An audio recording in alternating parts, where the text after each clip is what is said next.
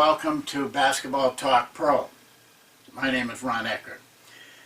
First thing I'd like to talk to you about is if you see this on Monday, which is the day that we're going to produce it, then I want you to be aware of the meeting tonight at 8 o'clock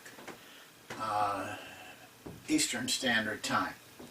Now, this meeting is just a group of people, coaches getting together, a very small group.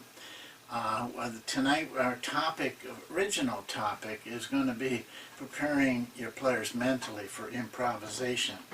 But that is not the entire meeting. It's just a topic to start with. It's very open to ideas from coaches and from yourself if you want to join us. But you don't have to participate. You can simply listen if you want to. But it may come up that there's something you want to question or ask about, and that's what this is all about. It should last about an hour. In the past, we've gone over a little bit, but you can come and go as you want to. Starts at 8. If you can't get there till 8:30, fine. Just come on in. You're not going to bother anything. When it's time for you to leave, you leave. Yeah, very open, informal meeting. I urge you to take part in it. It's good for you. Good training to listen to coaches and your colleagues talk about their problems. Well, this session is entitled a 10,000 Hour Principle. I use the word principle. Could use the word law. It is not a theory, and I'll explain why in just a little bit. But basically what the principle is that to reach mastery in anything, you need to spend at least 10,000 hours learning it, perfecting it, and almost in every field, the top performers have done that. And it stems from really two books. First of all, the real scientific part of it is this book called The Road to Excellence. It is very scientific, covers all kinds of studies they've done in art, music, athletics, even chess, and they use as an example, especially in the second book, and that book is called Talent is Overrated, and it's this book that's in the product section up there. I've mentioned it before. Every coach should read it and reread it, not only for himself, which is important, but also for your players. So you have some real information to tell them from this book. The book Road to Excellence took a long time to compile. A group of scientists and trying to determine why some people performed at such a high level. What about the Michael Jordan, the Tiger Woods, and all the guys like that, even people in art and people in music that came to a level that hardly anyone else can achieve.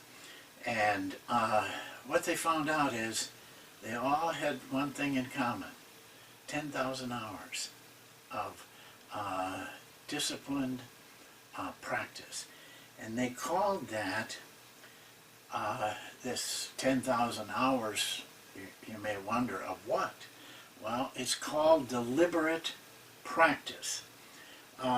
Calvin, in his book, actually Calvin is not a scientist. He's a writer, the top writer for Fortune magazine. He's in business writing. But he makes this interesting to the layperson. He uses Bill Gates, Tiger Woods, a football player by the name of Rice, and a number of others, even the Beatles, and shows how they reached this pinnacle of success. Well, what is deliberate practice? You need 10,000 hours of it. It's a proven fact. It's not a theory. It's a principle. It's a law. So I'm going to give you some information briefly about, first of all, how long does it take you to put in 10,000 hours? And secondly, a very clear definition of what deliberate practice is. It's not going out and putting up 100 shots. It's not running 20 minutes every day. In golf, it's not going to the golf range and hitting a bucket of balls. Much more, and you'll find that out. So now, let's take a look at this little chart. Well, I think what we need to know is just how long will it take us to do 10,000 hours. Here's a little chart that will show you that. First of all, this is practicing per day, 1 hour, 7 hours in a week, 364 hours in a year.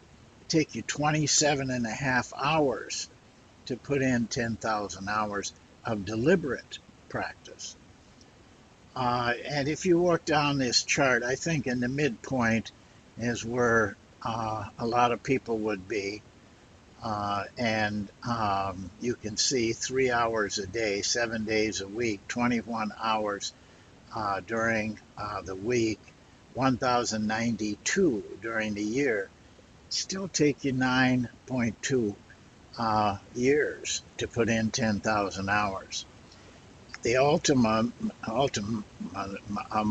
amount here is being 6 hours a day, and that's very possible, but it's very demanding. That'd be 42 hours a week.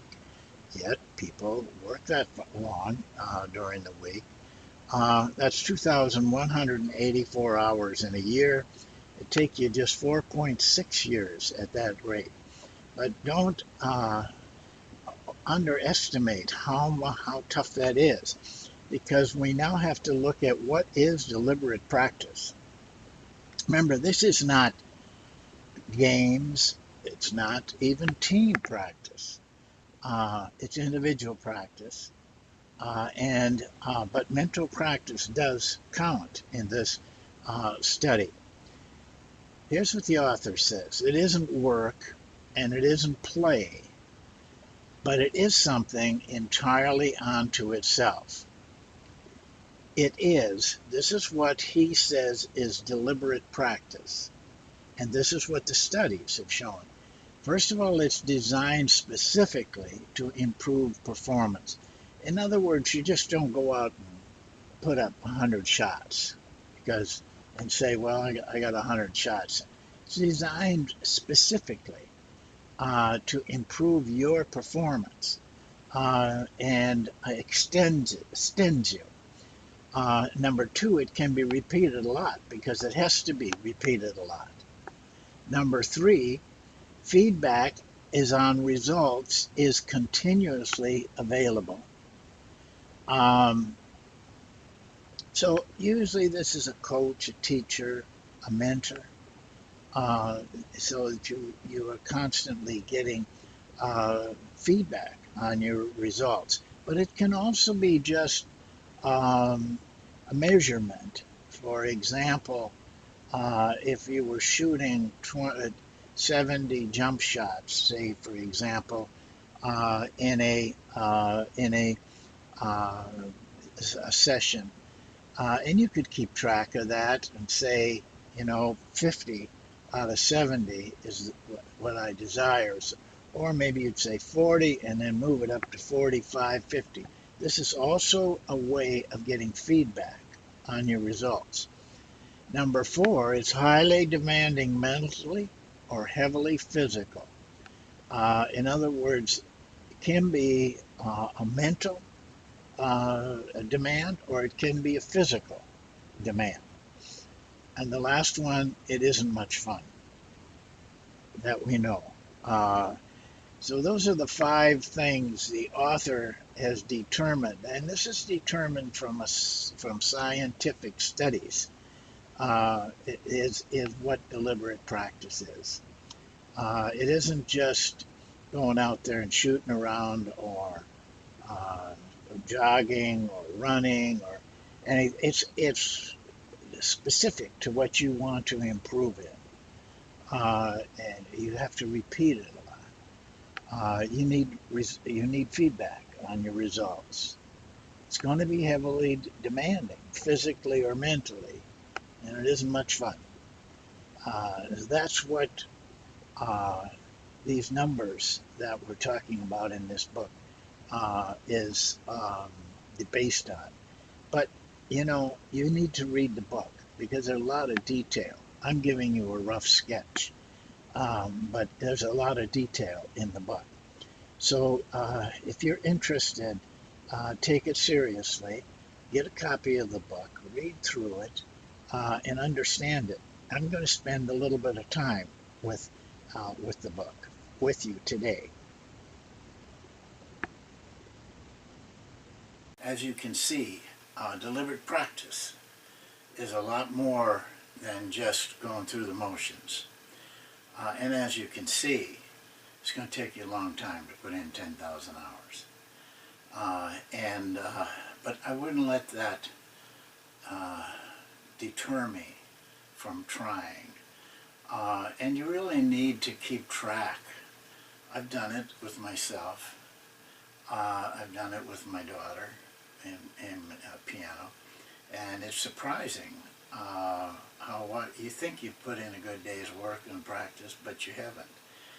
You need to time yourself and take that chart. Now listen, these can be paused. These sessions can be reversed, run over it again. Go over it as much as you want to. Write down all of these things that they're saying there. But my advice to you is buy this book. It's not very expensive. Because in here, he has tons of detail. And I can't say it like he says it. So what I want to do is read about 6 paragraphs of different parts of the book that may help you to see this more clearly. The very first quote he has here, I'm going to read to you, is about creativity. Now you see, in our profession, we're an art. We're not a game. They call us a game because games are important. The crowds come out to them. But what we do is really an art. And we create. We must create. I feel that the biggest discrepancy we have in basketball, we don't create much. But here's what he says about creating. The most eminent creators are consistently those who have immersed themselves utterly in their chosen field, have devoted their lives to it, amassed tremendous knowledge of it, and continually push themselves to the front of it. That's what he says in regard to creation, but he also has something else. Innovation, which is certainly something in our field that we need to consider, doesn't reject the past. On the contrary, it relies heavily on the past and comes most readily to those who have mastered the domain as it exists. Mastering. I've talked to you a lot about this. I talked to you about doing film work. I talked to you about many things. you have to master this domain, this whole field of knowledge about basketball. All of intrinsic things that are involved. Then you can create, because you create, as he says, from the past.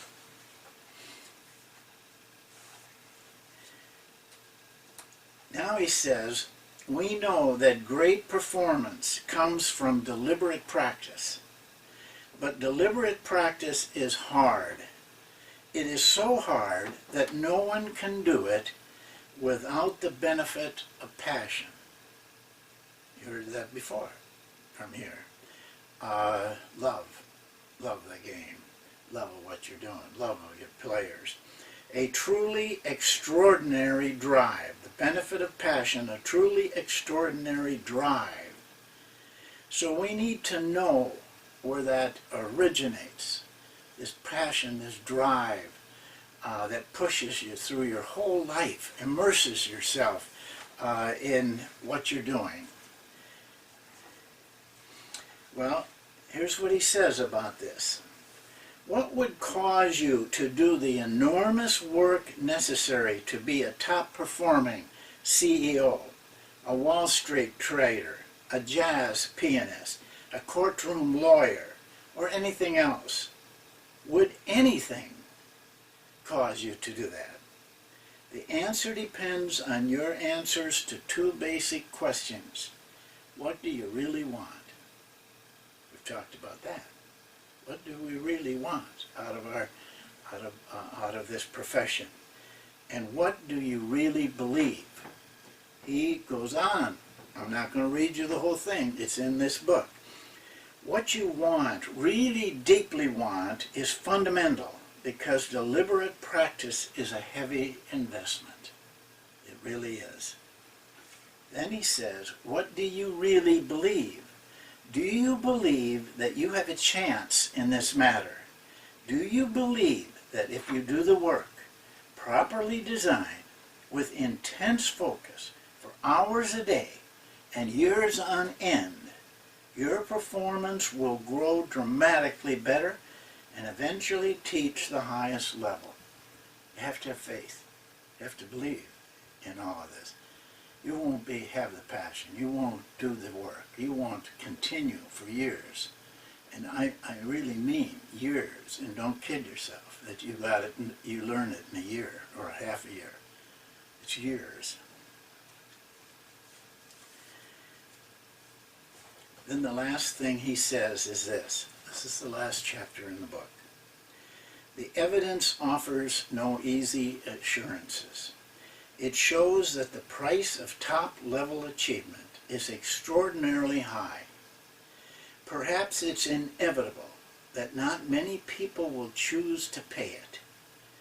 But the evidence shows also that by understanding how a few become great, anyone can become better.